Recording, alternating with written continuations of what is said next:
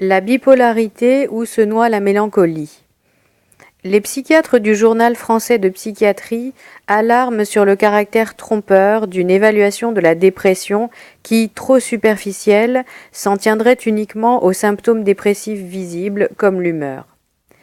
Dans l'éditorial de ce numéro 42, intitulé Psychose maniaco-dépressive ou troubles bipolaires, paru chez RS en 2016, Jean-Marc Fauché parle de la décorrélation fréquente entre mélancolie et degré de dépression. Cela signifie qu'un patient peut très bien avoir un comportement normal, n'avoir pas l'air déprimé, tout en étant complètement désespéré et au bord du suicide. Il est en fait mélancolique. Ce terme étant utilisé dans un contexte psychiatrique pour désigner non un vague sentiment, mais une atteinte profonde de la personne qui se déconsidère très gravement. Il est bien connu, poursuit l'éditorialiste, qu'un suicide peut survenir dans le contexte de ce qu'on appelle une queue de mélancolie, alors qu'aucun signe dépressif ne peut plus être relevé. Il est possible d'être leurré par un mélancolique non déprimé. L'intérêt du numéro est de discuter l'utilisation du diagnostic de troubles bipolaires et montrer en quoi il peut mener à des impasses. Ce diagnostic est fondé sur une évaluation dite objective qui se fait selon ce qui se voit ou ce qui peut se dire et manque à tenir compte de ce qui ne se voit pas, de ce qui ne se dit pas, de ce qui est dissimulé, sciemment ou non. Par ailleurs, ce qui est évalué dans les troubles bipolaires, c'est une humeur qui aurait le mauvais goût de passer un peu trop violemment du up maniaque au down dépressif. Or, le suicide n'est pas seulement une question d'humeur, fût-elle très mauvaise. C'est aussi une question de détermination. Le JFP, en bon journal de psychiatrie, se penche cependant ici sur le suicide non en tant que décision de l'être, mais en tant qu'il serait parfois inspiré par la maladie mentale, la psychose maniaco-dépressive, PMD. Ceci aboutirait à ce que l'être en question pense tout bas qu'il n'est rien, qu'un déchet de l'humanité, ce qui l'acculerait à se supprimer. Selon l'expression consacrée, il délirerait alors à bas bruit. Pourtant, le numéro, sans aller jusqu'à afficher une nette volonté de collaboration entre les tenants de la PMD et les tenants de la bipolarité, ne se résume pas à un affrontement entre spécialistes. Jean-François Alilaire souligne que la notion de bipolarité qui a en grande partie remplacé le diagnostic de psychose maniaco-dépressive a concouru à la déstigmatisation des troubles en question, permis d'ouvrir la page de nouvelles recherches et de faire des recommandations thérapeutiques plus affinées. Pour Alilaire, un système diagnostique ne doit jamais être figé. Il doit être évolutif. On peut être sensible à l'idée, qui ne désigne pas le nouveau diagnostic comme nécessairement meilleur que le précédent, mais rappelle à notre bon souvenir qu'à force d'utiliser toujours les mêmes mots, la pensée finit par se scléroser.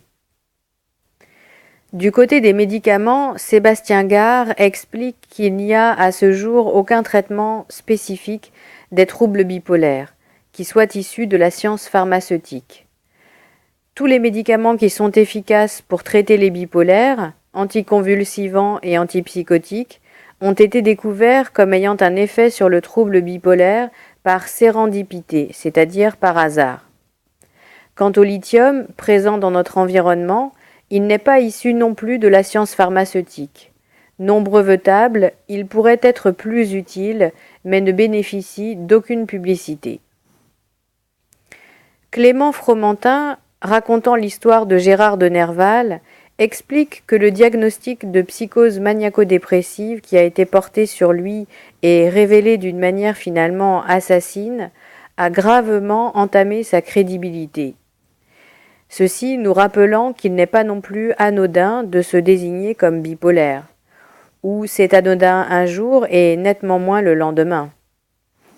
L'observation en est commune, et le risque pris par les gens qui font leur coming out en la matière demeure significatif, même s'il est moins stigmatisant de se dire bipolaire que de se dire maniaco-dépressif.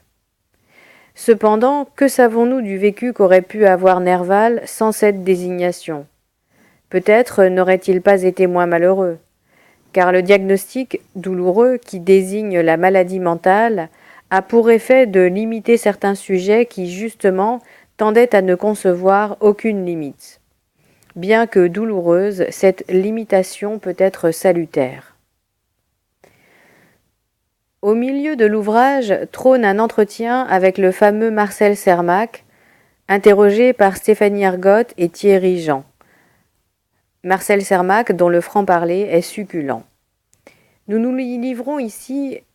vous livrons ici quelques morceaux choisis où Sermac livre crûment ce qu'il en est de la difficulté de reconnaître la psychose chez des gens qui, pendant de longs intervalles, se comportent tout à fait normalement. On peut également lire dans ce qu'il dit que la psychose de l'autre est quelque chose qui peut vous rendre fou ou idiot. Il dit « Des fois on se demande, comme toujours dans la psychose, si on n'a pas rêvé, puisque dans les intervalles dits libres, est-ce que cela ne serait pas une névrose ?» Outre la variété des formes, c'est toujours plus facile de savoir pourquoi quelque chose se déclenche que de savoir pourquoi ça s'arrange. Il y a de ces cas qui se déclenchent, ça peut durer quelques instants, quelques heures, quelques jours, et ça se referme. On se demande si on n'est pas tombé sur la tête, si on n'a pas complètement déconné. Nombre d'analystes n'ont pas la moindre idée de ce qu'est la psychiatrie, dit-il.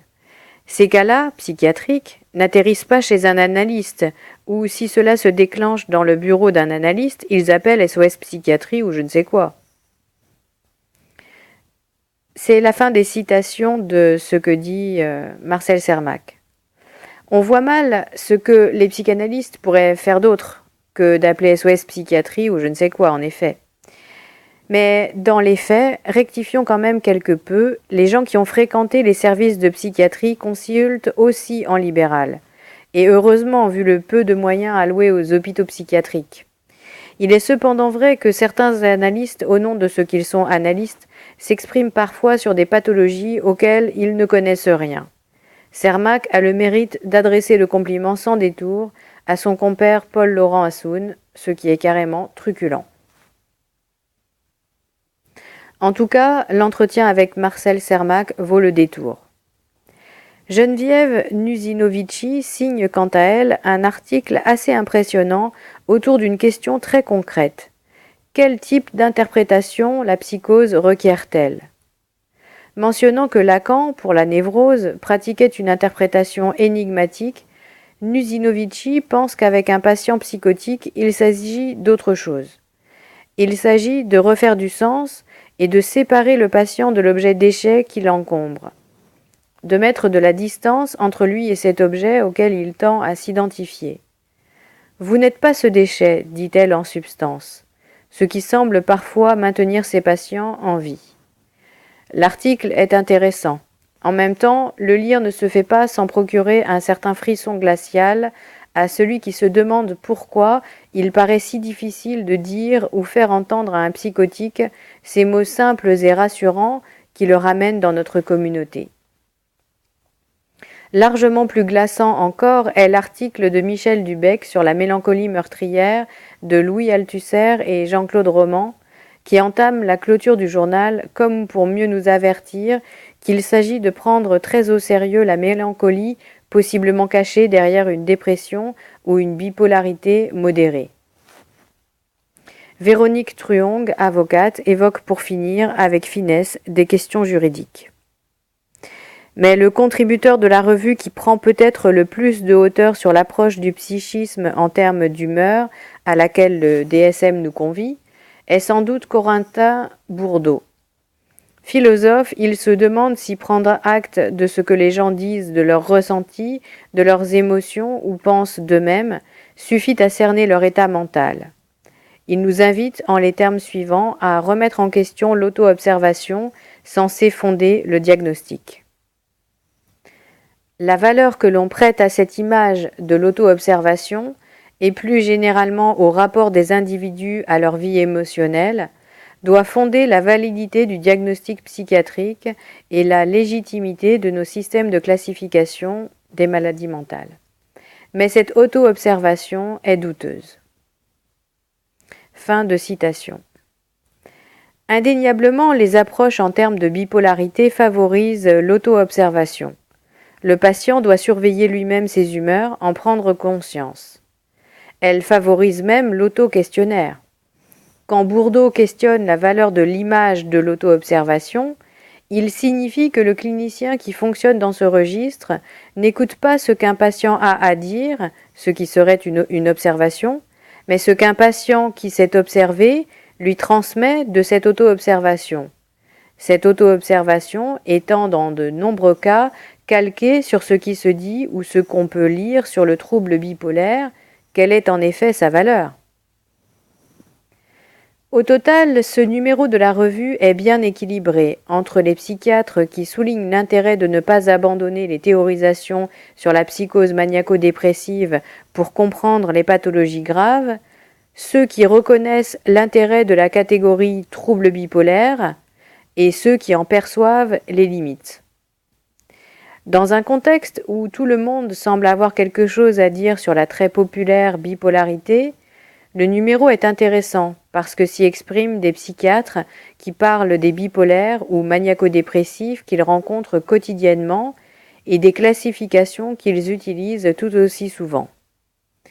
On peut cependant regretter que le propos tende parfois à s'enferrer dans la nosographie et son histoire, ce qui ne présente pas forcément un très grand intérêt. Notons pour finir le caractère pluridisciplinaire de la revue, qui est également intéressant. Il ne relève pas simplement de la pétition de principe. À côté de psychiatres de différentes obédiences et quelques psychanalystes, sont convoqués des philosophes comme Corentin Bourdeau, Jean Dève, un écrivain qui parle d'Abi Warburg, Abi Warburg étant le fondateur de l'iconologie devenu fou. Myriam Megaïzerou, professeure de lettres qui parle de l'étranger de Camus, et l'avocate Véronique Truong.